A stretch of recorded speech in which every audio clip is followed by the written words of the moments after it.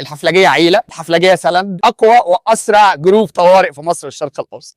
مساء الخير، معاكم حازم المليجي، ادمن جروب الحفلجيه، اكبر جروب طوارئ سيارات في مصر، وصاحب فريق سباقات الحفلجيه من اكبر فرق سباقات السرعه في مصر. جيت هنا من فتره، ركبت جهاز جرين تيربو من شركه جديد، وبصراحة جهاز محترم جدا، خلاني عملت للناس دي فيدباك عنهم بصراحة، عشان الناس دي ناس محترمين جدا وقد الكلام اللي هم بيقولوه، وكل الكلام اللي مكتوب عن الجهاز انا شفته بالفعل. والنهارده انا جاي عشان هم بعتوا لي اعمل تشيك اب على الجهاز عندي ويأكدوا على العربية. الناس محترمين جدا والموضوع ممتاز، وبجد تستاهلوا كل الخير. انا قبل كده كان عندي العربيه فيها استهلاك البنزين عندي في التفويله بصفه عامه تقريبا بيكون من 550 ل 600، وكل اللي راكب سكودا عارف الموضوع ده. يعني بعد الجهاز ما شاء الله انا كنت تقريبا ماشي ار بي ام 3 120، وما شاء الله ما شاء الله الاستهلاك بدا بيوصل معايا ل 950، وده رقم يعني ما شفتوش في عربيات جديده بصراحه. يعني بصراحه حاجه محترمه جدا. يدوا ضمان على المنتجات بتاعتهم كلها سنه او سنتين او ثلاثه حسب المنتج اللي موجود،